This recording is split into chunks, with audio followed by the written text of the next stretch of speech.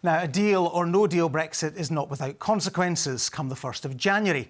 The National Audit Office and other organisations have warned the UK will face more disruption at the end of the transition period. So how prepared is Scotland? Let's speak to the Constitution and Europe Secretary Michael Russell, who joins us now. Good morning to you.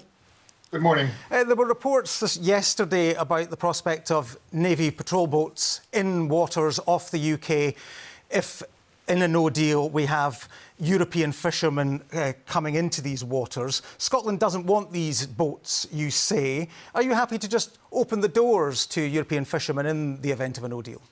No, we'll continue to do what we already do. There are already fishing agreements in existence, but the responsibility for supervising what happens in those waters lies with the Scottish Government, and it'll be exercised as it's exercised now. I have to say that yesterday's remarks, presumably fed by the Tory government to the press, were utterly insane. And we've just seen an example of that in the way that David Duguid could answer the question about enforcement and selling. If we're talking about selling fish to people and we're trying to force them out of the waters, they'll stop buying and we'll be in desperate trouble. I have to say, having listened to David Duguid, I hope I can reassure people now that there is a competent government in Scotland that is trying to ensure that we mitigate against the worst effects, but we should not be in this position.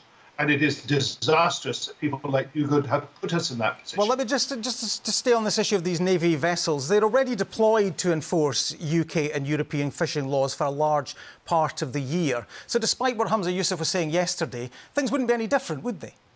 Well, I don't think Humza Yousaf was saying they would be any different. What he was saying is we have a very competent force that is in place, but we do not call upon the Navy to do these matters. And any military intervention in Scotland in civil matters would require the consent of the Chief Constable. That was the actual legal fact.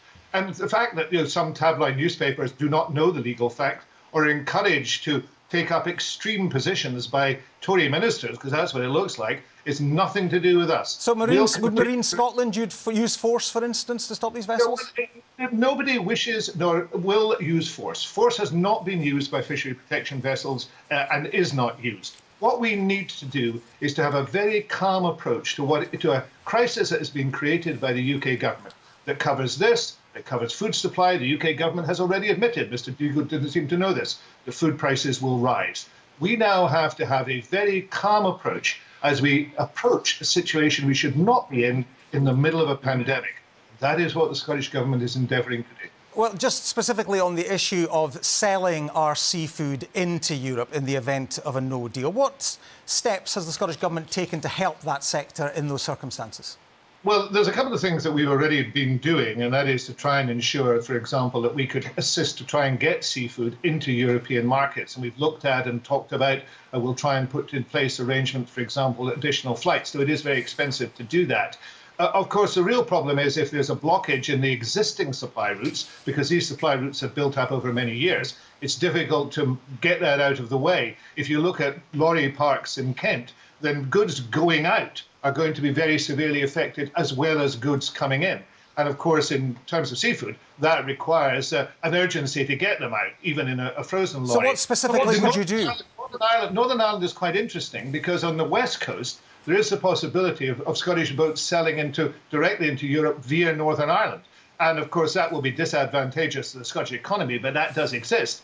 But of course, if you have trade barriers going into place and, for example, tariffs with no deal, then for Mr. Duguid and anybody else to say these are irrelevant is nonsense. Tariffs on lamb, for example, big issue in Scotland, would be 60%. That's not currency fluctuation, that's disaster. But just on the issue of fishing, isn't your argument somewhat undermined by the fact that your solution is to take Scotland back into the EU and the hated common fisheries policy? Well, I'm sorry, I don't know why you use those words pejoratively. Our solution is to remain in the EU and to negotiate in a way that actually gets the best for everybody. And to remain in the common fisheries policy? It's not to create circumstances in which we are discussing, Gary, you and I this morning, the fact there will be so many difficulties you cannot sell a single item of fish to anybody else. There will be circumstances in which apparently the Navy is to be called in by the UK government. I mean, that is what we are talking about this morning. This is insanity compared to where we were and what we could do and what Scotland can do as an independent member of the EU, because that is now the centre stage issue.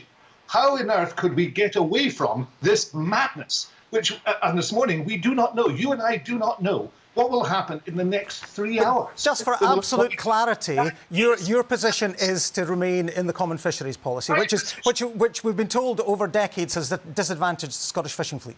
My position is to ensure that Scotland does not face shortages of all goods, major trading losses, disruption to business, which is the result of Brexit, which we did not vote for. Let me remind you that, Gary. You said that to Mr. Degood. I'll remind you of that. We did not vote for the circumstances in which we find ourselves now. Those are extraordinary, and also in the midst of a pandemic. We are endeavouring, and will always endeavour, to do our best for Scotland. Well, just on... If people stand back and look at this, they would say, how on earth could this happen? It has happened because we have a government that is not thinking about Scotland. We now need to make sure that we get a choice, and Scotland chooses to be a normal member of the EU. Well, on the issue of what happens on the 1st of January, the most recent preparedness document that we could find online from the Scottish Government goes back to October 2019. It says plans are being drawn up to use the old port at Stranraer to hold up to 300 HGVs if traffic flows between Northern Ireland and Scotland increase to a level that requires additional stacking capacity around the port. Is that ready to go?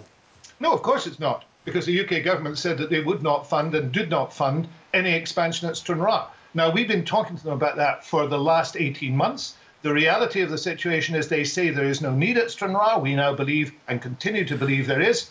We are trying to see if we can find additional space. But if you want to actually talk about this, talk to Mr. Dogood about I'm asking you specifically, because I'm asking you specifically, Mr. Russell, about your own document here. The most recent document is from 2019. It also says you'd explore promotion around the ability of some goods to be moved by container through existing services from Grangemouth and Greenock Ocean Terminal as an alternative to those short crossings. Is that in place?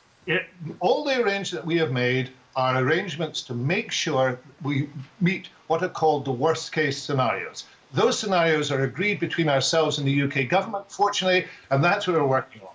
Now, the reality is that we are doing and will continue to do everything we can to avoid the disaster that is being foisted upon us. And that is the guarantee I give you. But I also give you the guarantee we cannot do everything. What should be happening now is there should be, as there should have been in the summer, a pause on this and the continue of the transition period. Where we are presently is undertaking a huge amount of work in the middle of a pandemic, and we're still doing so, to make sure that we try and minimise disruption and help the people of Scotland. If only the UK government was doing that. In terms of helping the people of Scotland, the only progress report we could find online of your Brexit preparations goes back to October 2019. No, that is completely untrue. And the reality of the situation is this very week, I was giving a statement in the Scottish Parliament about the updated preparations. Any of your journalists could have looked at that statement and they would have seen that. That is the reality. The reality is the Scottish Government is working extraordinarily hard in very difficult circumstances to protect the people of Scotland. That's what we all should be trying to do. It's a great pity the UK government is going in the opposite direction. If there is a deal, and as you say, at this stage, we don't know exactly what's going to happen here, there's speculation that Westminster could even sit on Boxing Day to look at that deal and potentially ratify it. What would the SNP's position be in those circumstances? The position will be is that we do not wish this to happen, but the Scottish Parliament can sit at any stage and would sit at any stage in order to deal with those situations. But I was asking specifically about Westminster. If Westminster sits, given the level of disruption that you've talked about from a no deal, will you support the deal?